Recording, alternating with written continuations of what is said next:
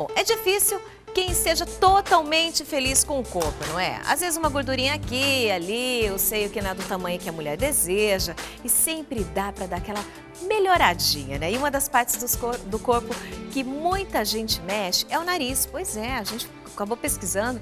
E arrebitar um pouquinho mais o nariz ou diminuir um pouquinho, é sobre isso que nós vamos conversar hoje com o cirurgião plástico, o Dr. Marcos Tomé.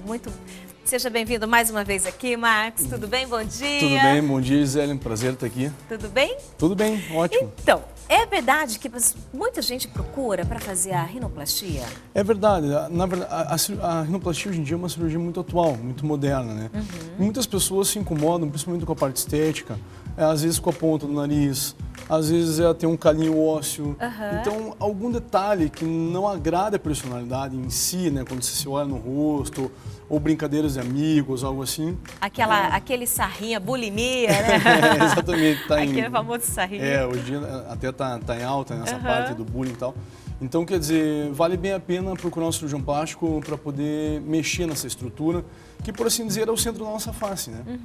Então, as pessoas, quando olham para você, para o rosto, diretamente, elas vão perceber o teu nariz, né?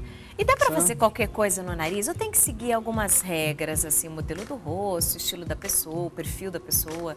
Claro, eu acho que a rinoplastia hoje considerada excelente, ou seja, a melhor rinoplastia, é aquela que não descaracteriza a pessoa. Né? Quando você... Que acontece, de pessoas falando, nossa, mas muda totalmente. Exatamente. Então, assim, quando você olha para uma pessoa e percebe que é ela, por assim dizer, depois de uma cirurgia, então eu considero essa cirurgia ideal. Quando você altera muito a estrutura nasal, a exemplo disso, por exemplo, a Michael Jackson, algo nesse sentido, que é um caso clássico, né?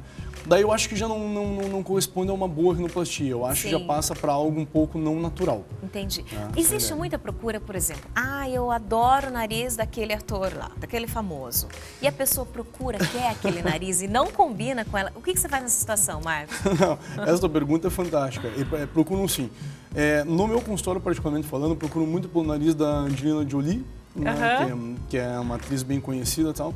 E homens gostam muito do nariz do marido dela, que é o Brad Pitt. Sério? É o casal então é da o rino, casal da rinoplastia. Mas é muito difícil, né? Na verdade, a característica nasal, ela depende muito da pessoa. Entendi. Tem pessoas que têm o dorso nasal, que é esse ossinho aqui, muito alto. Aí quando eu acho que até é interessante fazer, quando a gente faz do ossinho, você vê que fica mais bonito realmente. Eu que trabalho com a fotografia, percebo isso na fotografia. Muitas pessoas chegam e falam, olha, eu não gosto do meu nariz, então cuidado com o perfil, assim. E daí a gente está mostrando aqui, ó, uma foto mesmo.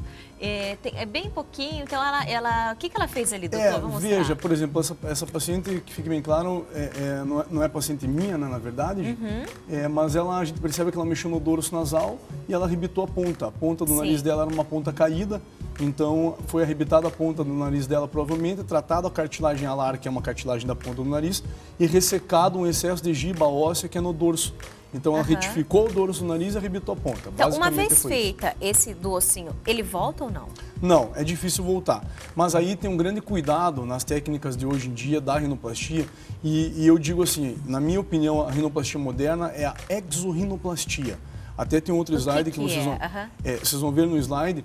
É uma incisão que a gente faz nessa região aqui que se chama columela do nariz. E com isso a gente consegue expor as estruturas do nariz, porque através dessa incisão, quando vocês colocarem no slide, a gente levanta a pelezinha do nariz e a gente enxerga todas as estruturas. Então eu consigo modelar o nariz com maior perfeição. Olha que bacana. Veja que interessante isso, né? Antigamente, e ainda hoje, né? Muitos cirurgiões optam por fazer a endorrinoplastia, que é somente incisões por dentro do nariz.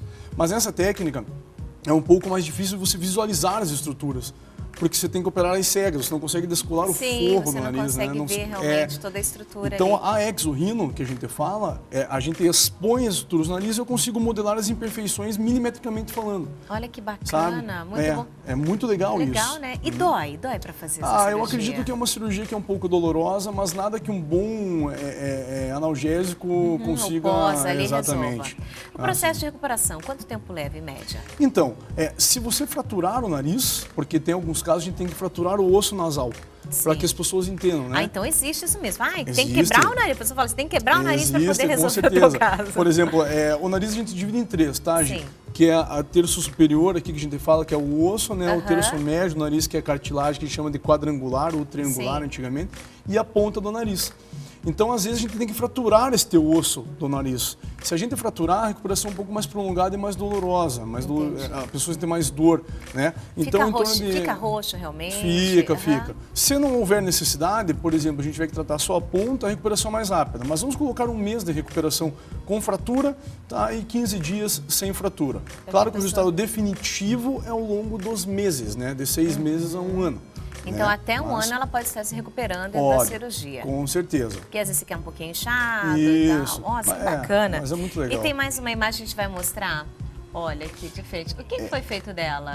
Então, essa paciente provavelmente foi realizado nela levantaram a ponta do nariz dela, tá certo?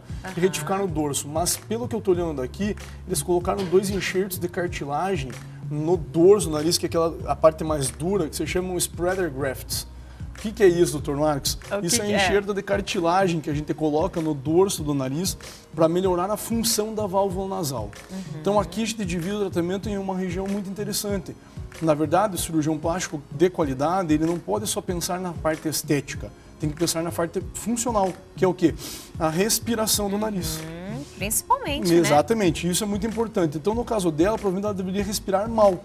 Então, arrebitaram a ponta do nariz, mas tiraram um enxerto de cartilagem do septo nasal, que é uma cartilagem, tiraram um pedaço de enxerto e colocaram no dorso, ao longo do dorso do nariz. Para que ela pudesse... melhora a respiração. Que isso bacana, né, gente?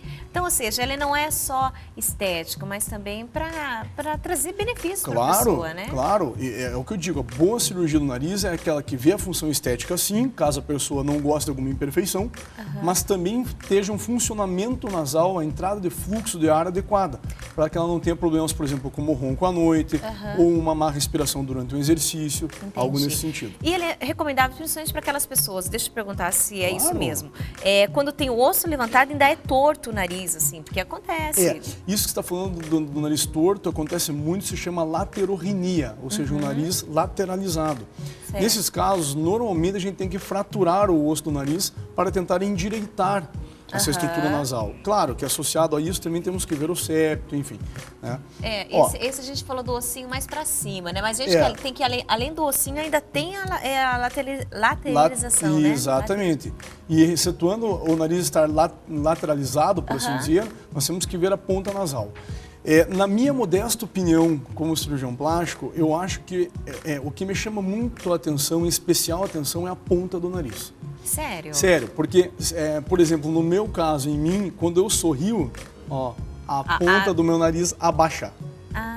Então tem isso. Eu nunca prestei atenção nisso. Vou prestar atenção hoje no espelho. Isso é muito legal, porque aqui nós temos um músculo que se chama depressor da ponta do nariz. Então, quando você sorri, a ponta abaixa. Em algumas pacientes, a gente tem que tratá-lo, tem que ressecar esse músculo aqui para que a ponta rebite. Então tem que ser o contrário. Exatamente. Para que rebite. Exatamente. E é verdade que o nariz não para de crescer? Boa pergunta. É o Pinóquio, né? Por assim dizer. Não, isso aí não corresponde muito. O que acontece é que com a mudança do nosso organismo ao longo dos anos, com a velhice e tudo isso, vai se alterando a estrutura nasal no sentido de respiração e de queda mesmo do nariz. Por queda de pele, por alteração de fluxo nasal e por dinâmica da face mesmo, né? A gente muda. Então o nariz também vai mudar. O nariz vai mudando também. A gente, né, fica em dúvida. Vou perguntar. Tem uma pergunta aqui de uma telespectadora que chegou pra gente, da Ana Cláudia, do Jardim América. Ela queria saber se fica cicatriz na cirurgia. Olha, ótima pergunta para Ana Cláudia. Se a cirurgia é feita toda endorrino, não fica nenhuma cicatriz, porque as cicatrizes são todas dentro do nariz. Certo. Na exorrino, que é hoje uma técnica considerada mais moderna, você fica com uma incisão muito pequena, aqui embaixo na região columelar, que não aparece. Que fica aqui bem embaixo. Exatamente. Do nariz. Ninguém vê essa incisão e ao longo do tempo é só um risquinho de 2, 3 milímetros, praticamente imperceptível. Que bacana. Nossa, uma técnica fantástica essa, Exatamente. Hoje é a técnica que eu considero a melhor via de acesso, principalmente ponta nasal e dorso, e hoje é considerada a rinoplastia moderna. Que bacana. E assim, é preciso, o processo cirúrgico, é preciso tomar anestesia geral? Como é que funciona? É geral? Olha, isso é muito curioso, depende muito de cirurgião para cirurgião, sabe, Gisele? Mas na minha opinião, a cirurgia tem que ser feita com anestesia geral. O paciente não está consciente, ele não fica conversando com você durante o ato cirúrgico, ou seja, mexendo a cabeça. Então, a cirurgia geral permite que você posicione o paciente na posição adequada e que você consiga operar sem estresse para ser uma cirurgia muito bem feita. Não, imagina, mexendo no nariz e conversando com você, não vai dar muito certo, eu não gosto. eu prefiro com geral. Também, mas tem cirurgiões que preferem com anestesia local, mais sedação. Isso é critério de cada um. É verdade. Doutora, tem mais uma pergunta. Ótimo. É da Cris, né? Ela tem 16 anos e ela quer saber a partir de que idade ela já pode fazer rinoplastia. Nossa, olha, excelente pergunta, viu? Porque as pessoas às vezes se questionam pela idade em si. Olha, a avaliação depende do cirurgião plástico. Por exemplo, a Cris, com 16 anos, provavelmente ela não vai ter mais alteração na estrutura nasal dela, nem de osso e nem de cartilagem, né? Ela já está com o nariz completamente deformado nessa idade, então já dá para operar.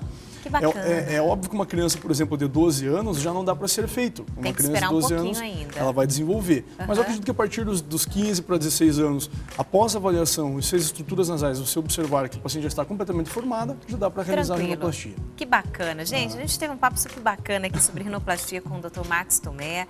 Dr. Marcos, por favor, deixe seu telefone para quem quiser conversar mais sobre esse assunto também. Qual o telefone? O telefone da clínica é 3027-6648. Né, e tem o site também, que é legal, que é o institutomt.com.br. Então, gente, é muito fácil. Entra lá no institutomt.com.br para tirar mais informações e conversar com essa pessoa aqui que é bacanérrimo, o Dr. Marcos Tomé. Adorei você mais uma vez aqui. Vamos chamar ele de volta. Tem muitas perguntas aí para a gente fazer ainda para ele. Um prazer, Obrigada, Gisele. Viu? Prazer mesmo. Sempre precisarem, estou aí. Com certeza. Obrigada. Bom,